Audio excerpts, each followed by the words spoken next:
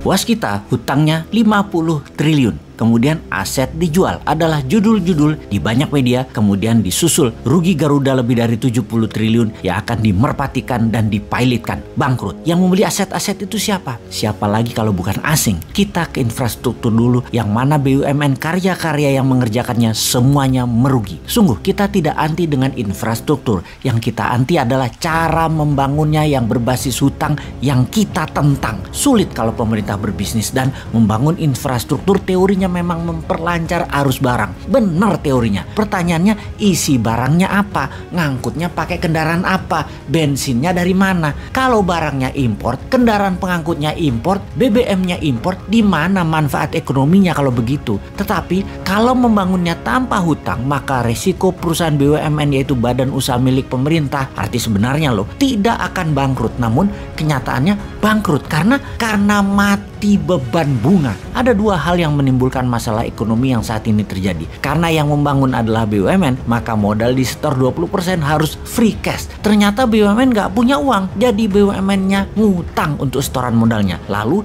yang 80% sisanya cari pinjaman bank. Katakan bank BUMN juga. Maka proyek itu di markup agar 20% setoran yang pinjam tadi bisa dibayar, alias proyek itu sesungguhnya 100% adalah pakai pinjaman bunga bank. Karena memakai uang BUMN, maka sejak 5 tahun yang lalu bank-bank tidak memberikan kredit ke swasta, tetapi mementingkan proyek mercusuar infrastruktur gagah-gagahan agar terlihat mentereng, walau yang memakainya untuk konsumtif yang menghabiskan bahan bakar minyak yang impor. Bank-bank dipaksa membiayai proyek pemerintah tersebut sehingga sektor swasta terutama menengah bawah uangnya seret. Duit dikit beredar, hanya 44% dari PDB nasional. Niat memperkecil uang beredar itu kita paham, yaitu untuk merendahkan inflasi, di mana uang beredar dengan produksi harus seimbang. Karena produksinya nggak ada, maka uang beredar dikecilin. Strategi ini biasa disebut dengan nama quantitative tightening atau tight money policy. Kebijakan ini umum atau biasanya dilakukan oleh pejabat pemerintah yang anti swasta dan anti dunia bisnis. Tidak heran,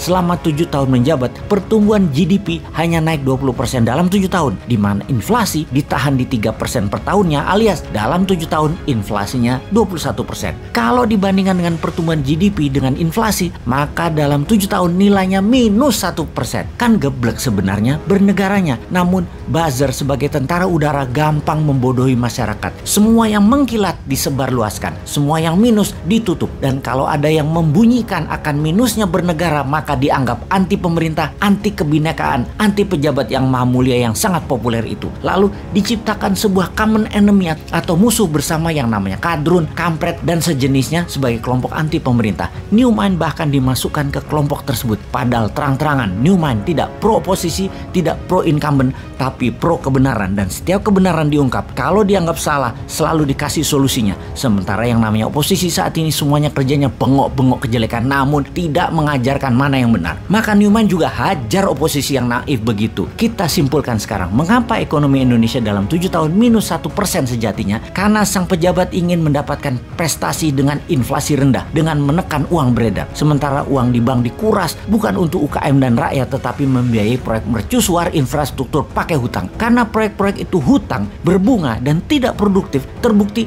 rugi semuanya. Maka ini membuktikan secara perhitungan ekonomi, caranya membangun infrastruktur pakai hutang adalah kegeblekan hakiki. Yang efek selanjutnya, ekonomi menjadi melambat, produksi UKM menurun, dan hanya menjadi trader barang-barang Tiongkok untuk hidup. Maka yang terjadi selanjutnya adalah aset dijual ke asing atau ke swasta yang dekat dengan pejabat penguasa yang mainan uang, restructuring dana asing. Saat ini sebenarnya kalau masyarakat sadar di atas sana lagi bancaan nasional, bagi-bagi cuan. Yang heran, kok kalian sudah nggak kaya, nambah miskin, masih aja membela, mau cari yang lain gitu loh.